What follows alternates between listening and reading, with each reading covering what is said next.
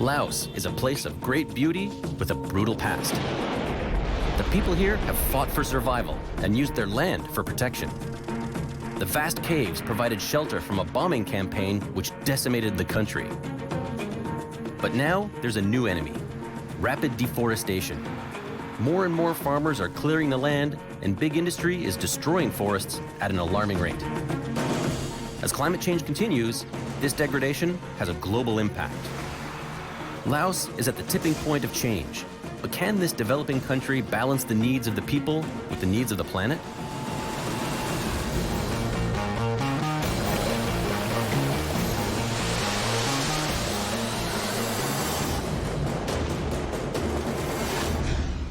I'm in Southeast Asia, in the small landlocked country of Laos. I've landed in the capital of Vientiane. Laos is one of the last remaining communist countries in the world. Here, the pace of life is slower. The people are poor, but rich in tradition and history.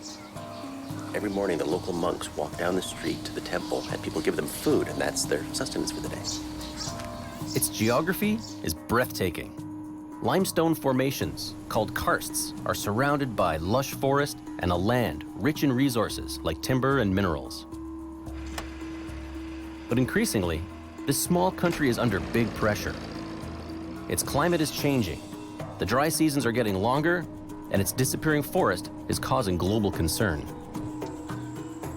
I'm on a journey to find the source of these problems. I'm starting in central Laos, in the Shanghai province, to learn about an old and controversial farming practice.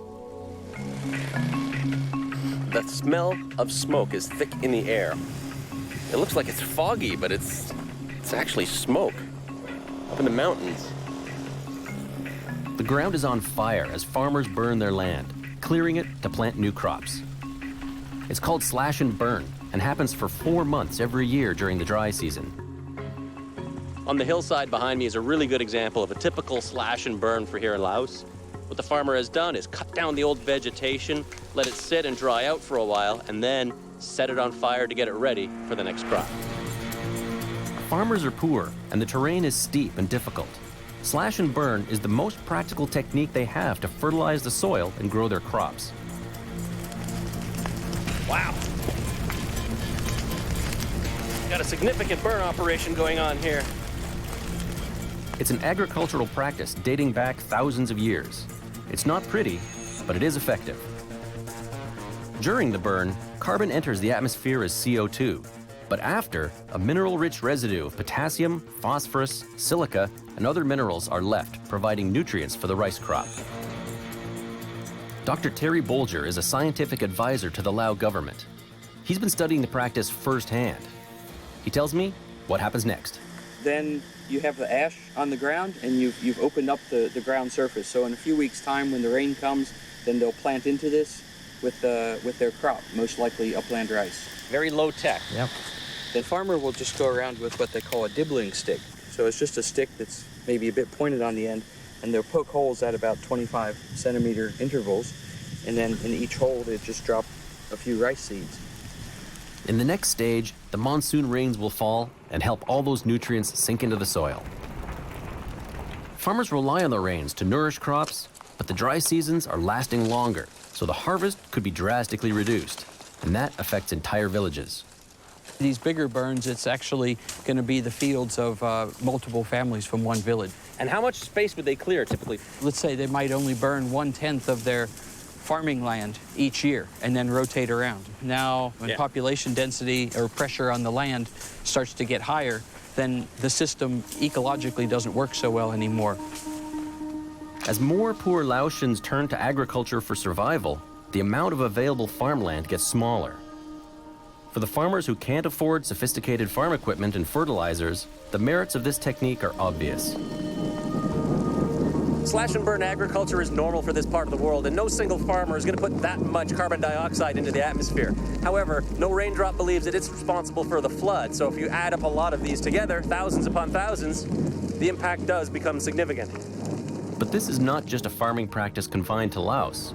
Worldwide, an estimated 250 to 300 million farmers use slash and burn. It's illegal in Laos because the government worries that too much of the land is being degraded.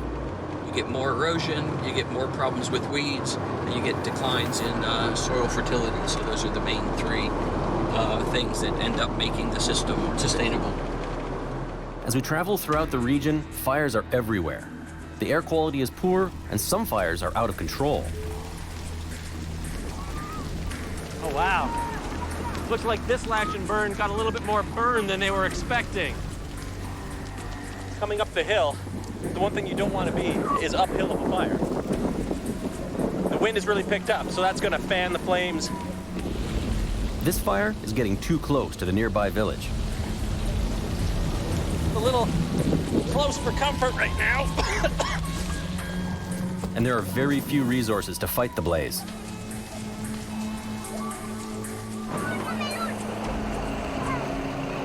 Right now, all these little kids are scrambling down the hill with this fire hose because they're fast and they can get through the bush really, really quickly and get that hose to the fire.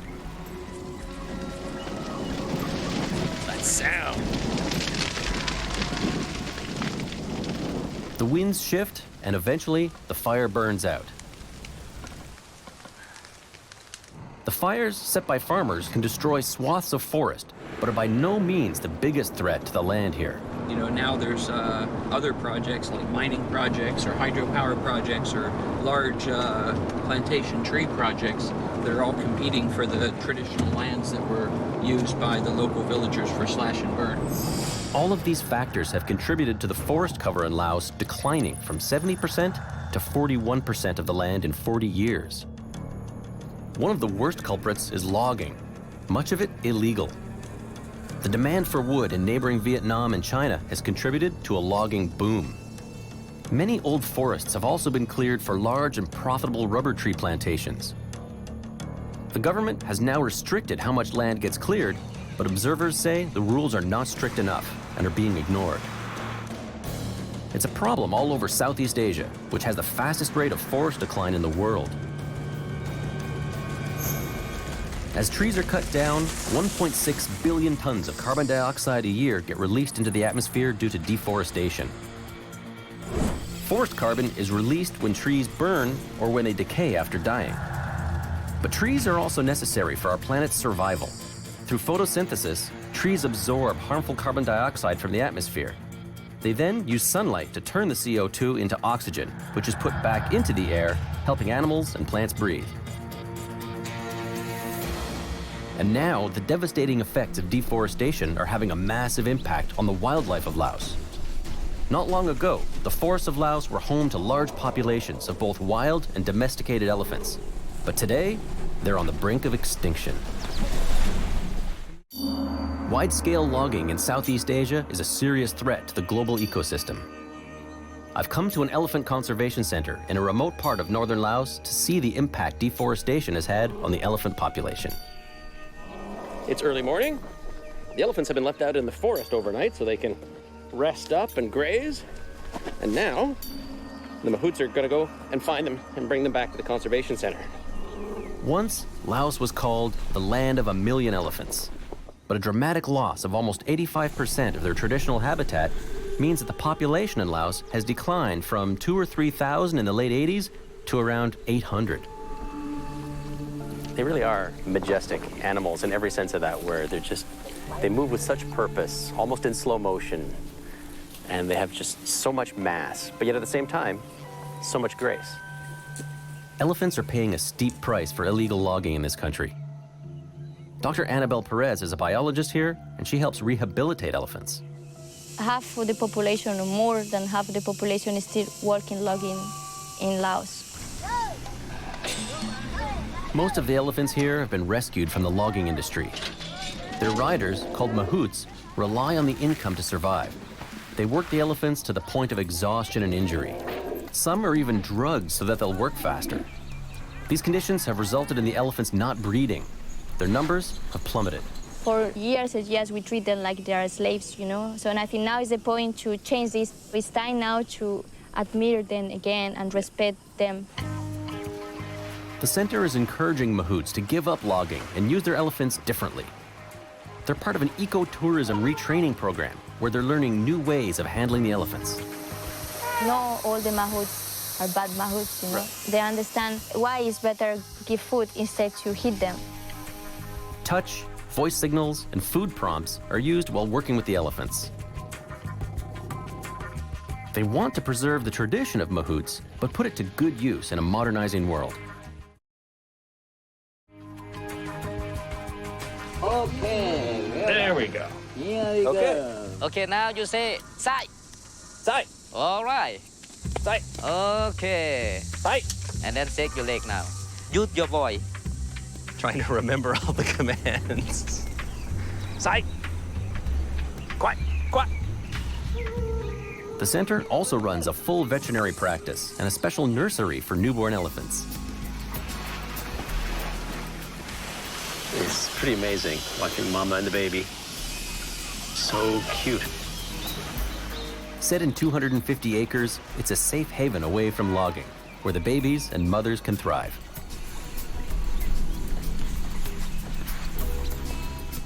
This area is specifically for the elephants to interact and socialize on their own, without the mahouts, without people around, just doing their thing. Do you think the future is bright for the elephants of Laos?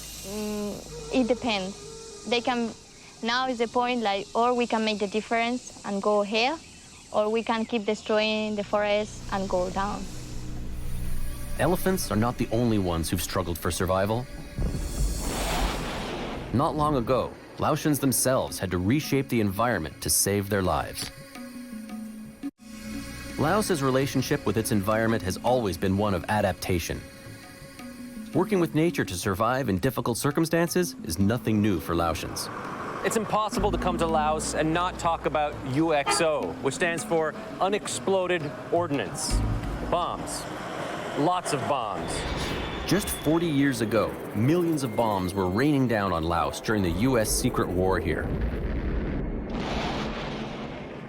You can see remnants of them everywhere. During the Vietnam War period, the Americans dropped more bombs per capita here in Laos than any other country has been bombed in the world. To survive, the villagers and opposition communists sought refuge in the vast caves in the hills. Terry and I are going into the Vien Sai caves. That is one serious door. This cave was a hospital. Look at a stack of hospital beds. Yeah. Incubator. It was built in the late 1960s at the height of the bombing. This part of this cave was mainly used as an operating room for treating people and a maternity ward. What an interesting place to have a baby. Yikes. Being bombed in a cave. There were more than 400 caves in this area. Elaborate warrens of tunnels connected eating and sleeping quarters, schools, workplaces, military barracks, and government offices. Up to 20,000 people were living in these caves. They could hide in here for years. It just goes on and on, doesn't it? They knew that they were in for the long haul. They've reinforced the ceilings, expanded some of the passageways.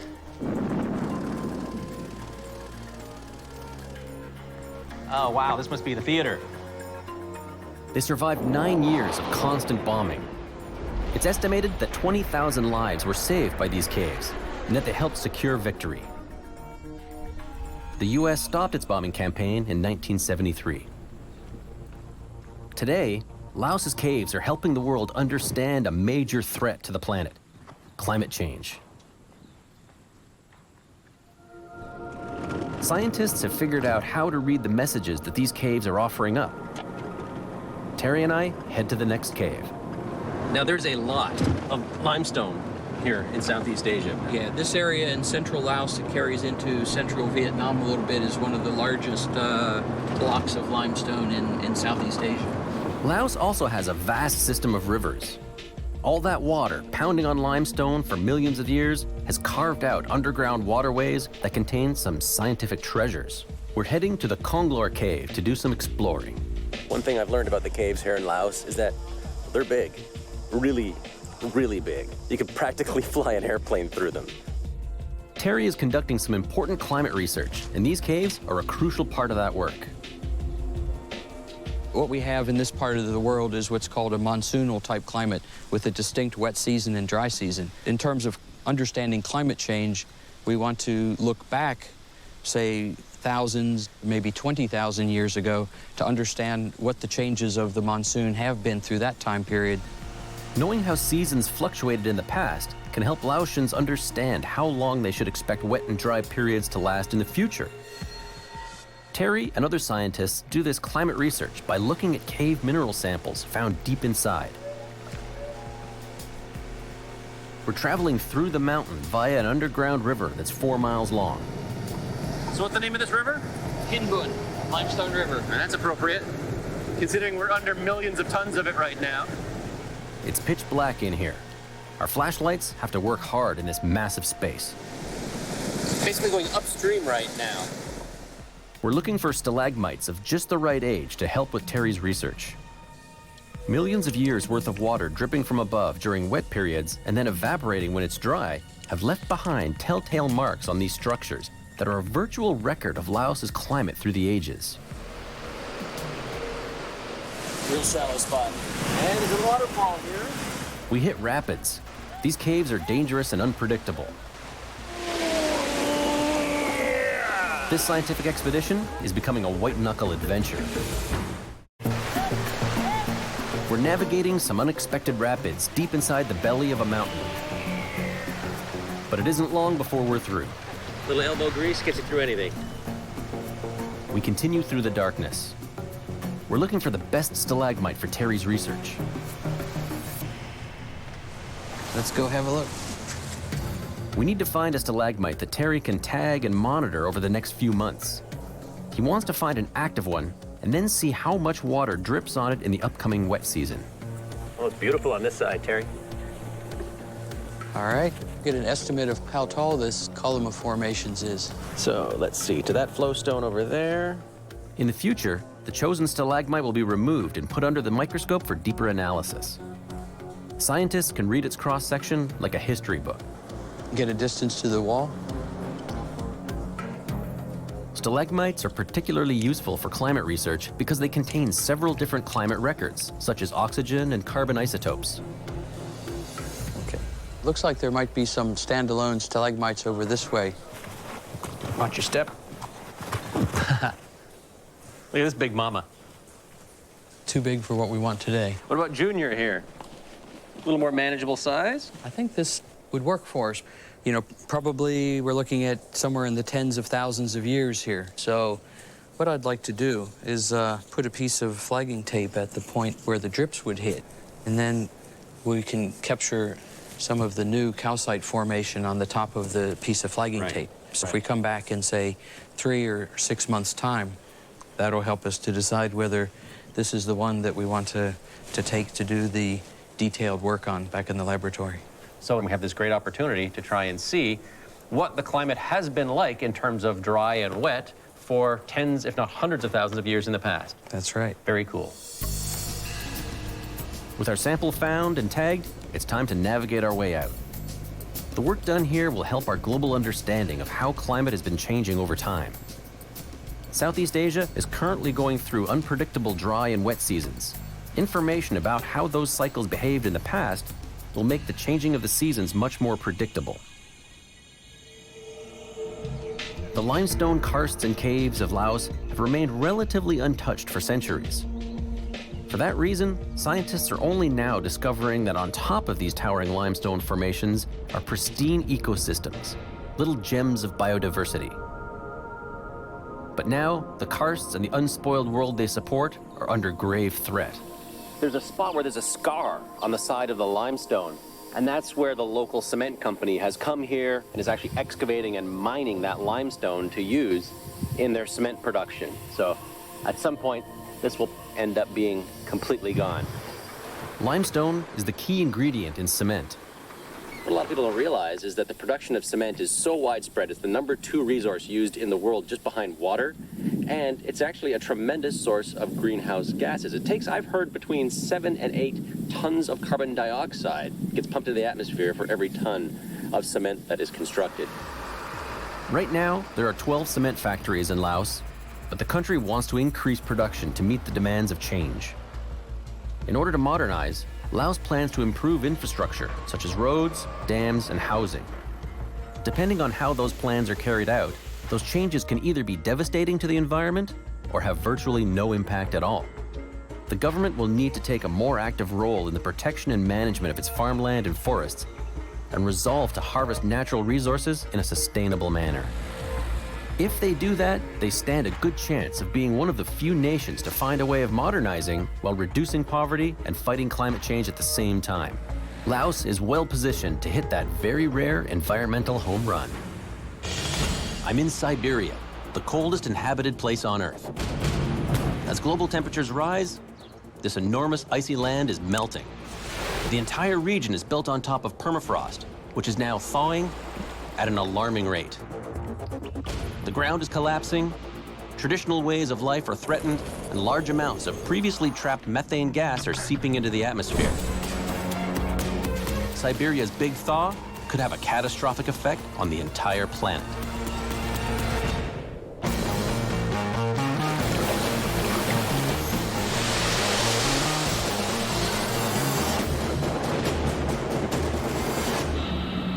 This is red-eye flight number 303, heading to the city of Yakutsk in Siberia. We're on our way to one of the most northerly cities in Russia. Just 280 miles from the Arctic Circle, 6 time zones from Moscow.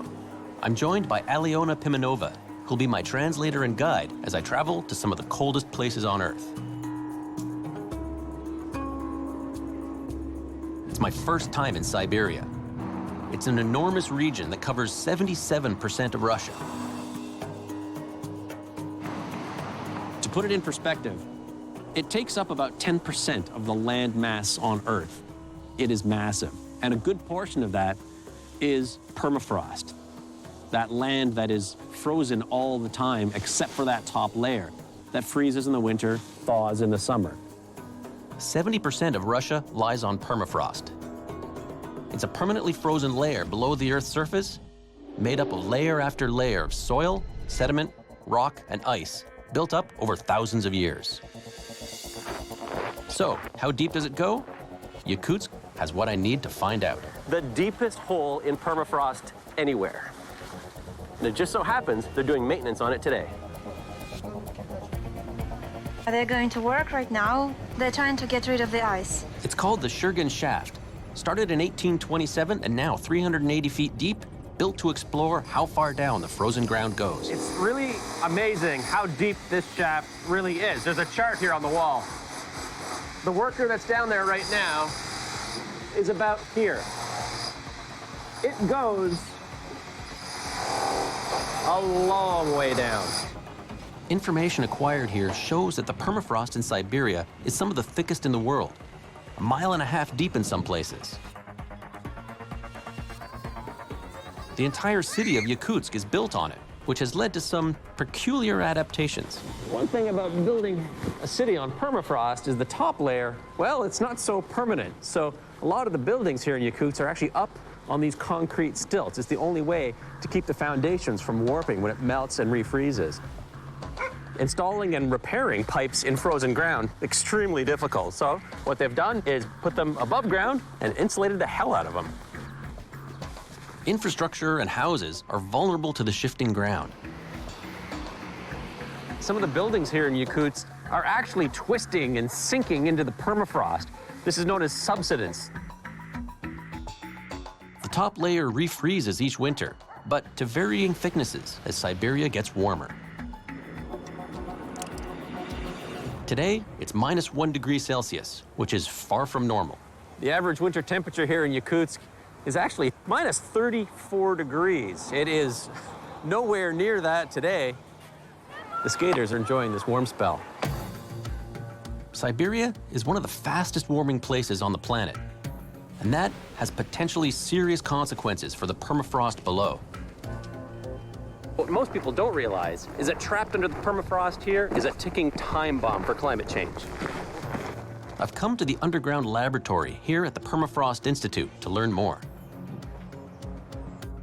The coolest part of the Permafrost Institute, literally and figuratively, is the tunnel they've built underneath the building, 12 meters down. Here they can actually study the permafrost in situ. Leading expert Dr. Alexander Fedorov has observed some big changes. Вот это большая проблема. This is the main problem that they are studying, the permafrost melting. Right. Изменение температуры мерзлых пород идут. Глубина протаивания увеличивается, и криогенные процессы сильно активизируются. Melting permafrost is releasing huge amounts of methane gas, causing global concern. Researchers have found lakes literally bubbling with methane.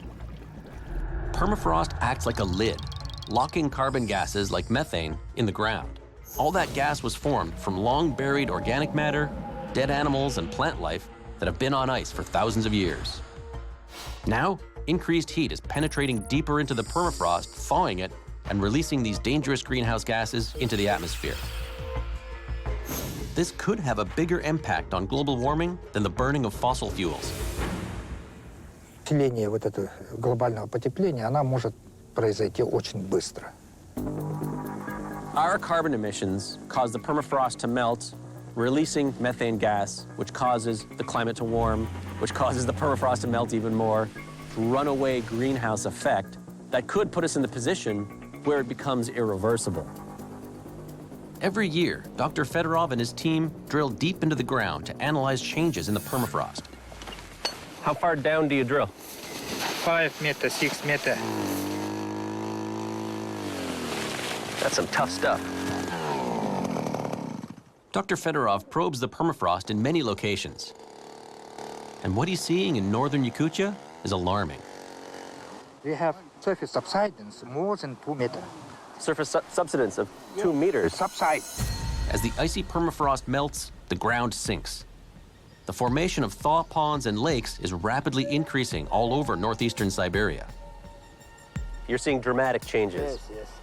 Scientists predict that the area of permafrost in the northern hemisphere will decline by 20 to 35% by the middle of this century, releasing a monumental amount of greenhouse gas. But as the ground melts, it's also unearthing some fascinating finds. It looks like roadkill from last week, but it's 12,000 years old. While the melting permafrost is a major concern, there is one positive side effect. The thawing has led to some incredible discoveries. It's not just methane gas that's released by the melting permafrost. Sometimes things like woolly mammoths are found here, and Yakutia is the place in the world to find these frozen prehistoric creatures. There's a researcher here who's going to show me exactly what that's all about.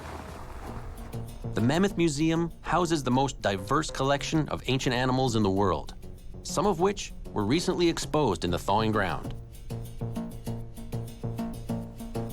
Do you think that as our climate gets warmer, it'll be easier to find more of these mammoths? Да, возможно, есть какая-то связь. Да? Сейчас вот у нас на севере Якутии есть, образовалась огромная дыра в земле, котловина, где вот нашли вот этого бизончика, который там лежит, и тушу лошади. Today, Professor Grigoriev is taking me behind the scenes to show me some of his most impressive discoveries. Most important place in museum. Yes. Wow. Mammoth tusks. Yes. Very good preserved. Tusks of Malalechovsky mammoth. With blood, with muscles. And one of the first domesticated dog on the What is road. the first domesticated dog? Geological age, 12,500. 12,500 years old. The pressure of layer upon layer of built-up ice flattened this dog. It looks like roadkill from last week, but it's 12,000 years old. You can see the teeth and the hair, everything here. It's amazing. You can find similar find only in Yakutia. Without a question, this is the strangest walk-in freezer that I've ever been in. The discovery of prehistoric animals demonstrates that the land is thawing, but how much of it is melting is so far unknown. So I've met with the scientists, but what I want to do next is meet with the people who live off the land. I want to see how the melting permafrost is affecting them. I'm hitting the road and heading far north to some of the most isolated communities in Russia. I'll be camping with reindeer herders along the way to my ultimate destination, Oymyakon, the coldest town on Earth.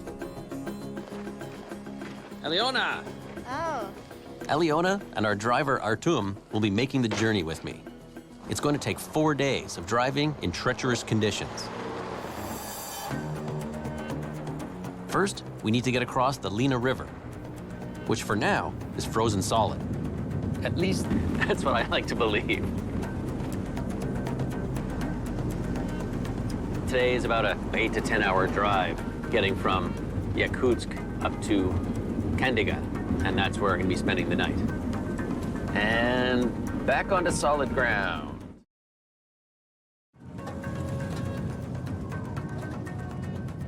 We're now on the Kolyma Highway, otherwise known as the Road of Bones.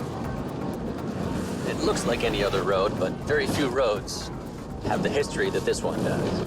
It was built during the Stalinist era by the prisoners of the infamous Gulag labor camps. The skeletons of the forced laborers who died during its construction were just buried into the road itself.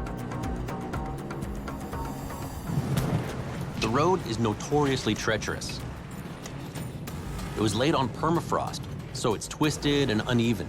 In places, it's very narrow and covered in a layer of thick snow. A common practice during the coldest part of the year is to never travel alone. If you break down and you've got no help, bad things happen very quickly when it's minus 50. It doesn't take long before we spot trouble up ahead.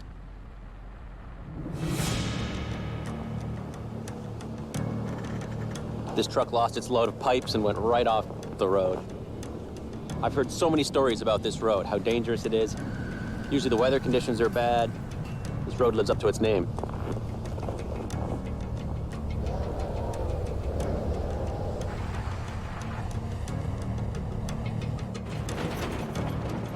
An hour and a half later, there's another accident.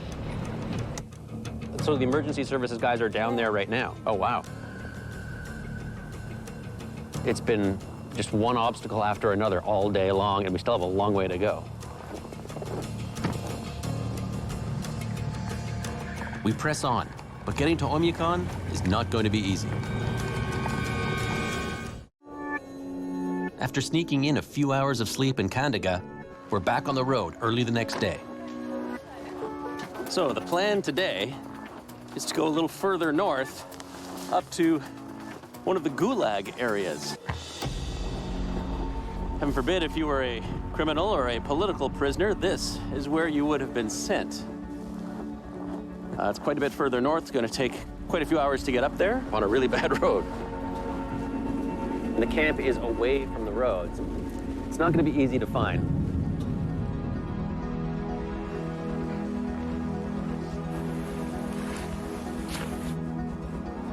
There's a lot of barbed wire here.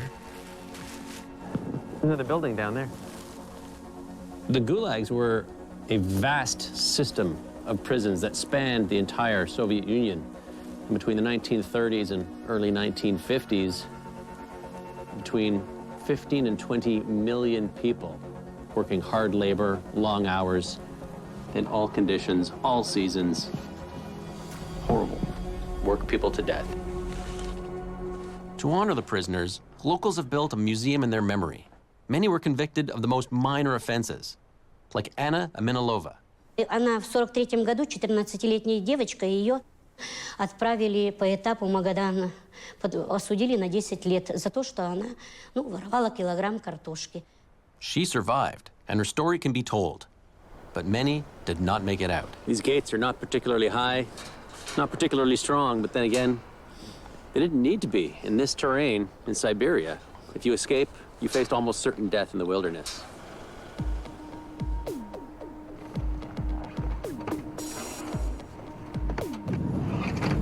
We're back on the Road of Bones, and our plan is to reach the reindeer herders of Uchige first thing tomorrow. It's slow going, and we're down to one lane when we hit another roadblock. This is actually a pretty serious situation right now. We have several vehicles stuck on this road, and no one can move in either direction. Not good. Thankfully, it's not minus 50.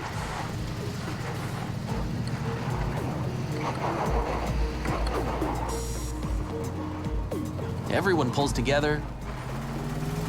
The road is cleared, and we can keep moving. We are free and clear for now. Fingers crossed.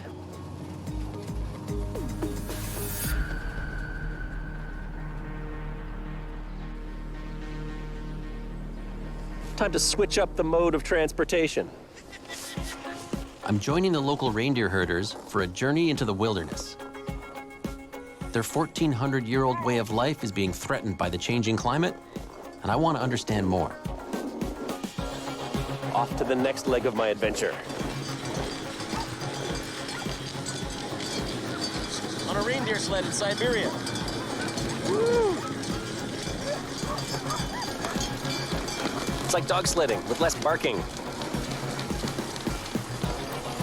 Reindeer herders rely on the income from selling reindeer meat, a staple in this part of the world. They're constantly moving and must trek every few weeks across this vast wilderness to find new pastures for their reindeer to graze. Whoa! Ow. Oh. We just had some kind of harness failure. Ouch. After 3 hours of sledding, we've hit base camp. It's home for tonight.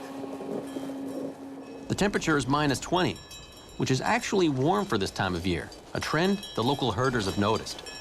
В этом году в ноябре-декабре тепло было, потом резко в какой-то период заморозки стали, потом опять потеплело потихоньку. Every aspect of their life revolves around the weather, and they have to be able to work with it, work around it, and still be able to prosper and survive. But now, the warming climate and melting permafrost is slowly killing off the reindeer. Mikhail Pogodayev has lived with the reindeer his entire life. He now advocates for their survival. When the climate is changing and you see that there are changes on the snow conditions, the reindeer will starve if the pastures will be packed with the ice. As warm spells increase, the snow melts, leaving a layer of water. But in a snap freeze, an ice crust forms that the reindeer can't penetrate to find food. 12,000 reindeer died of starvation last year. For the herders, climate change is very real. I'm camping out with the herders for the night. They're preparing a hearty meal, stew, hot tea, and vodka. The tradition they have here is to make a little sacrifice before every meal. Usually a bit of food or maybe a splash of vodka goes into the fire for good luck and health. It's time for bed. The sun is going down, and so are the temperatures. It's -40 degrees, and it's shaping up to be one of the coldest sleeps of my life. Tomorrow, the pole of cold is in our sights, and even this place isn't immune to climate change. The fire died about halfway through the night. Whew. Inside the tent, that's what happened to my water. It was kind of cold. It's time for me to leave the reindeer and carry on my journey north. We head out. We make sure to load up at the last gas station before Oymyakon. After a day's driving, we make it to our final destination, the coldest town on Earth. It's a bumpy arrival. I guess this is the kind of roads you get when you build your town on permafrost. The road just twists and buckles. In the 1920s and 30s, it was a seasonal stop for reindeer herders. Now, it's a permanent settlement of just 500 people.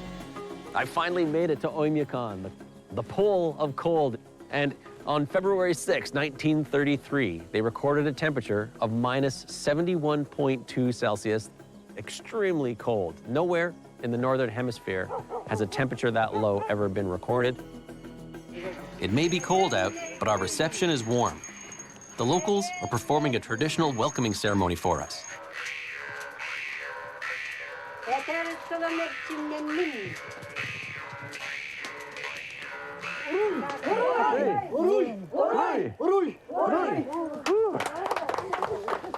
So what is it about this place in particular that makes it so cold? The main reason is that Oymyakon sits in a valley The cold air is trapped by these mountains, and it just sits there and pools. Beautiful blue sky, but bone-chillingly cold. But not as cold as expected. Today, it's minus 31. Aliona and I are at the local weather station, where we meet meteorologist Mika Bakarova. They've been recording temperatures for the last 50 years here and have observed some big changes. Вторая декада марта официальная, на 4 градуса температура была выше средних многолетних норм. Local fishermen have noticed the shift as well. А раньше здесь лед такая толстая была, да? Сейчас уже такая становится, такая потоньше. Arctic temperatures are expected to increase between 1.5 to 2.5 degrees by 2040, meaning the permafrost will continue to thaw at a dangerous rate. We're afraid that we're going to reach a tipping point where our carbon emissions cause the permafrost to melt, releasing methane gas, which causes the climate to warm, which causes the permafrost to melt even more. And you can see where this is headed. There's no doubt the temperature here is warming, but if global greenhouse emissions can be reduced, it may not be too late to halt this rise and keep the permafrost frozen.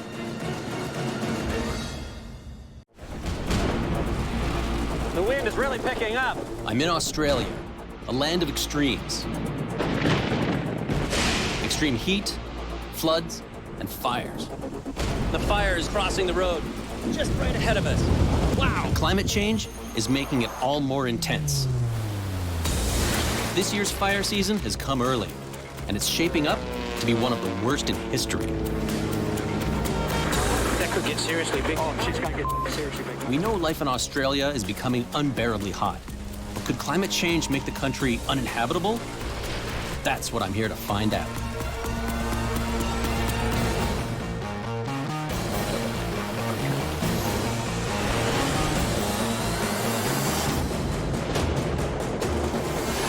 Australia is vast and diverse, with coasts that meet 5 different seas. Being down under usually conjures images of an idyllic life of surf and sand, but a more realistic portrait of the country is emerging, that of a hostile desert. The Central Australian outback. This place is inhospitable on a good day. Droughts and heat waves are commonplace here. Last summer, they experienced the hottest day on record, the hottest month on record, and the hottest summer on record. In fact, Australia had to add 2 new colors to its weather maps for temperatures hotter than 122 degrees Fahrenheit. Sun is something we escape here. Sun is something we avoid here. The sun will kill you here, quite literally. You're outside with no shelter, 3 days is all you got. I came to Australia on a mission of discovery to find out if climate change was causing this place to become uninhabitable. Flooding, droughts, and heat waves are nothing new here, but records show they're increasing in intensity and frequency. Deaths from heat waves have doubled in the last decade. Drought has drained reservoirs and driven families off the land they've farmed for generations. But what's fueling all these extremes? Without a doubt, this stuff's being driven up by the fact we've got more greenhouse gases in the atmosphere. The climate's warming, it's shifting to a hotter state. Australia is part of a global problem. Countries around the world are pumping more carbon into the atmosphere than ever before, mostly by burning coal, oil, and gas. The resulting extremes in weather, prolonged heat and bone-dry conditions lead to vicious bushfires. Lightning is most often the spark. Victoria ablaze. Year after year, the fire season is starting earlier, lasting longer, and fires are burning more intensely. These things aren't just fires creeping along, these are firestorms. These are roiling, burning masses of gas that can just jump across grassy areas and start burning. They're huge phenomena that can move quickly, develop quickly, and fires are only going to get worse. Bushfires are almost 20 times more deadly and 80 times more destructive than a century ago. This morning in the Adelaide Hills, it's already a scorching 100 degrees Fahrenheit. The danger has been elevated last night up to catastrophic for today, and doesn't really get any more dangerous than catastrophic. A decade ago, the worst fire weather conditions were called extreme. They've since had to add a level beyond that, catastrophic. So what the firefighters are demonstrating right now is their protection system. They have shields that come down on the inside of the glass and a water spray that surrounds the entire truck. So if the fire overtakes the truck, it keeps these guys safe. That is impressive. And the risks for those on the front line are very real. Since 1980, 83 firefighters have been killed. I hope you guys never have to use it. Yeah, so do we. Thanks, guys. On a catastrophic fire day, access to burn areas is highly restricted. Well, I reckon that's pretty good. The only way in is with the fire crews themselves. Go. Ian Tanner, a veteran with the Country Fire Service, is going to show me what they're up against. We've got conservation park on both sides, so it's mostly vegetation. Fuel. Fuel, that's exactly right, fuel. What the locals call vegetation, you call fuel.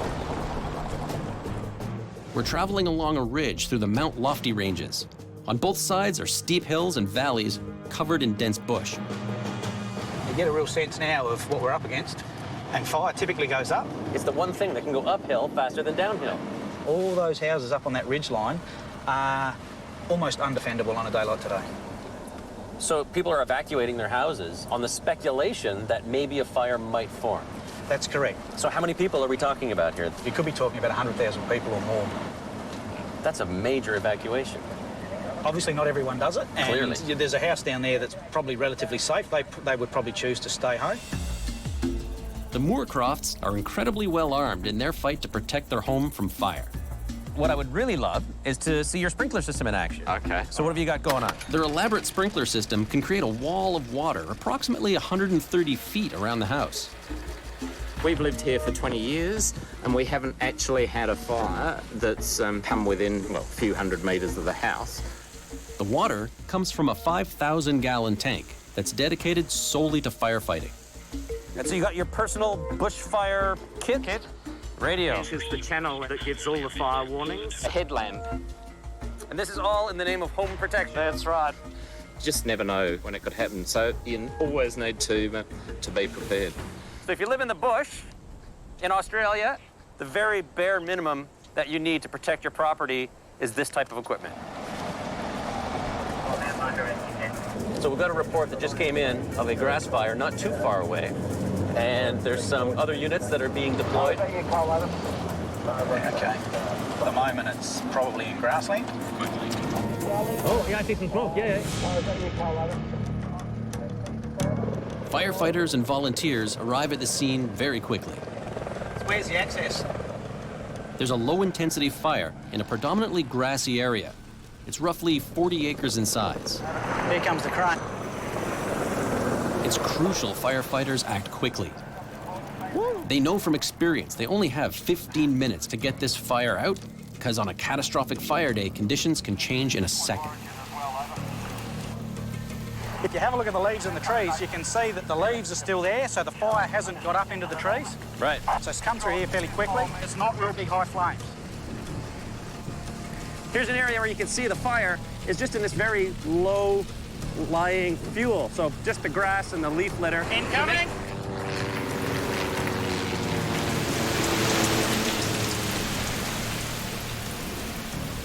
Fire retardants. In no time, the fire is pretty much out. These guys are really on the ball. They're so fast at what they do. Ground crews are backed by highly trained professionals and volunteers who dispatch crews and analyze fire behavior. As climate change increases the intensity of bushfires, operations have had to grow larger and more sophisticated. It's very fluky wind at the moment. You can feel that wind now picking up? That doesn't bode well for the rest of the afternoon. No. This steep topography can funnel the wind, making fire behavior very unpredictable. You can see how these hot spots can easily flare up again. It doesn't take much. You get a little ember from something like this, and you've got a whole new fire. And just as the fire is almost completely put out, Ian gets bad news. It's jumped. Right. Jumped across this little valley. Crews have to act fast. They know that one ember in this thick brush with poor access could turn this small grass fire into a monster. And the fire is just right ahead of us. Wow! As climate change raises temperatures across Australia, it's fueling unprecedented bushfires. Okay, that fire behind us. What started as a small grass fire that was nearly put out has jumped into the thicker brush and is growing very quickly. It's coming up through the grass here. Water bomber overhead. You can see it's getting very, very close, and it's gonna jump this. This is no fire break, it's gonna go. We're getting called back. Yeah, we're going. It's spotted over the creek.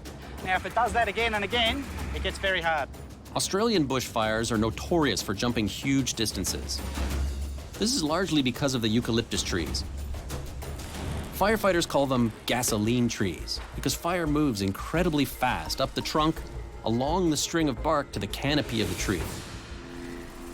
Up there, broad leaves that are filled with combustible eucalyptus oil don't just burn, they explode, shooting flaming bark and leaves in all directions. Add a good wind, and fire can be thrown as far as 20 miles away.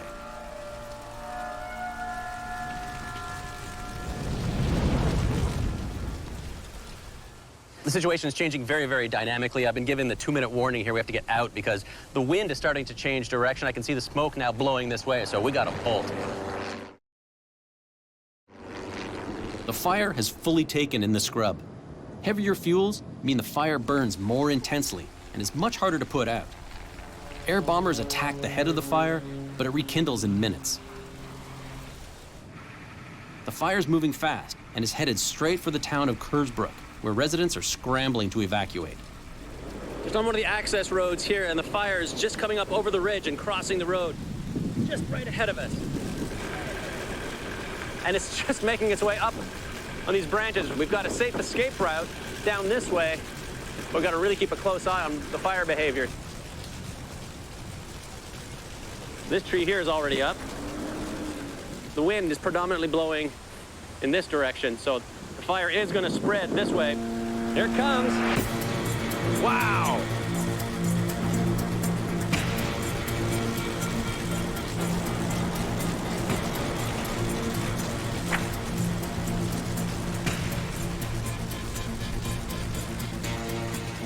In just a few hours, the fire has left a path of destruction through the hills 10 miles long and a half-mile wide.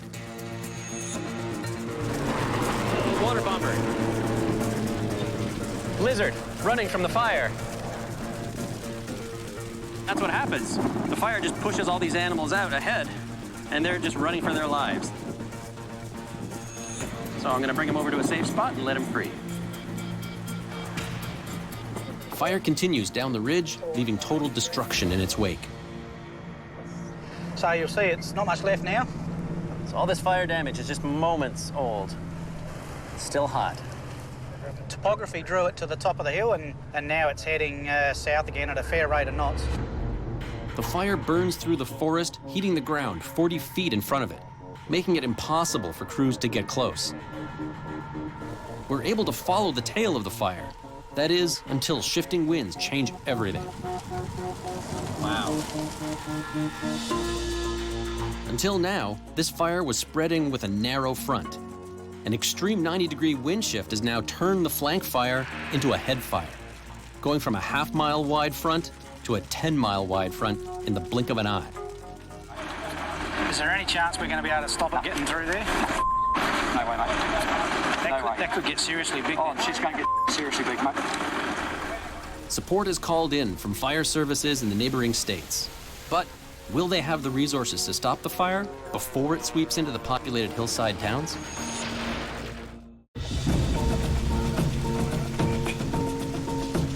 Right now, there's basically nothing that the firefighters can do. They're trying to protect some of the assets, homes, farms in the area, but that's all they can do, try and slow it down. It goes to show how capricious fire actually can be. All it takes is a little ember from a fire that we thought was out to just light up the whole area.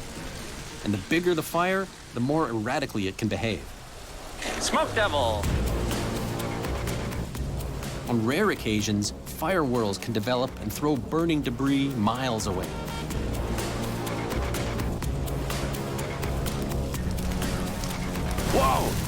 This bunch of trees is basically exploding right here. The oil in the eucalyptus is picking up all that heat, and there was just this big surge.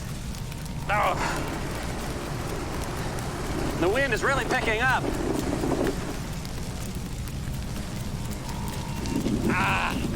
The heat I'm feeling on my face right now is almost indescribable. Yeah, gotta back away from that.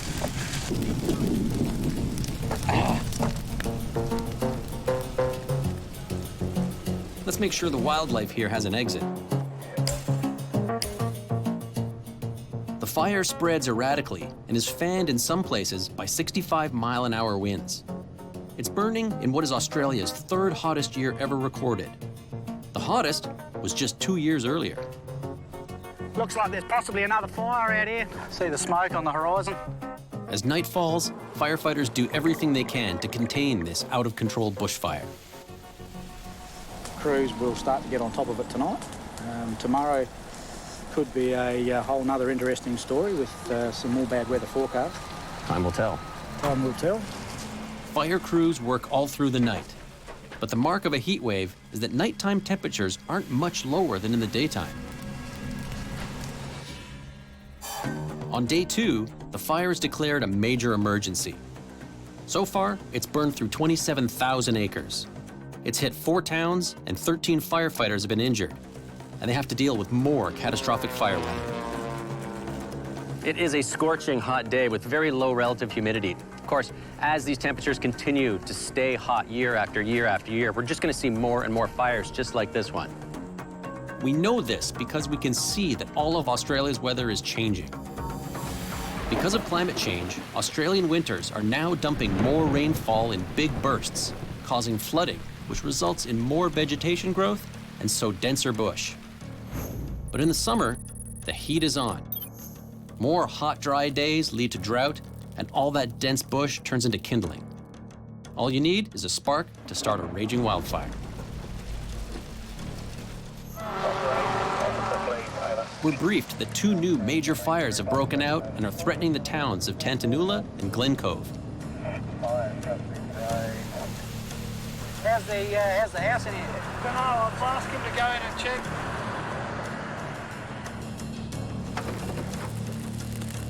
This family got out safely, but nothing could be done to save their farm.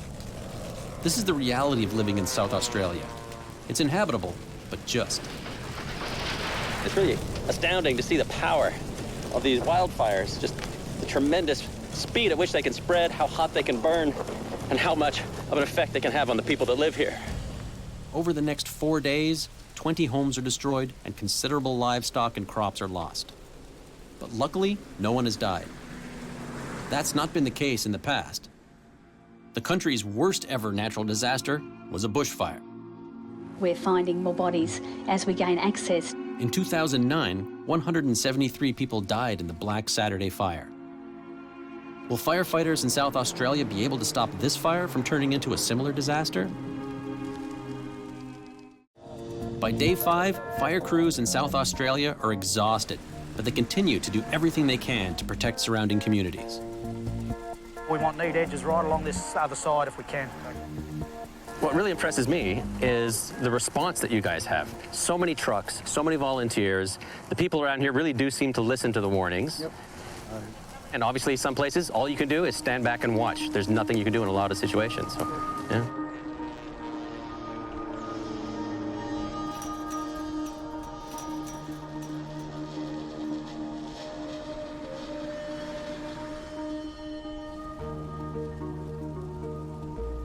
These firefighters are on the front lines dealing with some of the worst effects of climate change in Australia. Ultimately, it takes them 6 days to bring this bushfire under control. It burned through almost 32,000 acres.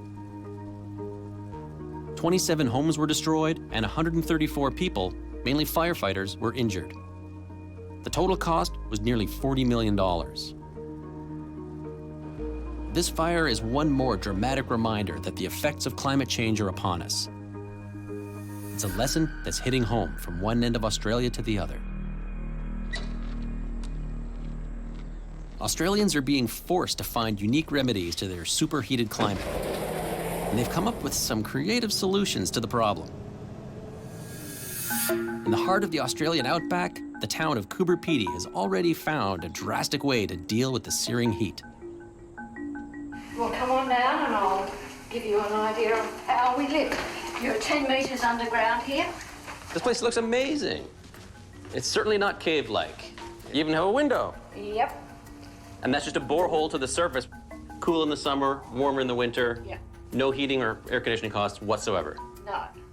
Ideal. For those days under 30 degrees, the resourceful adaptations of Coober Pedy continue outside. So this is the Coober Pedy golf course. I see you're missing something rather important, grass. Yes, so we got blacks instead of greens. And you have 18 holes here? 18 holes. This is the worst golf course I've ever seen. Yep, and it's probably the worst in the world. Your ball will always end up in the rough here.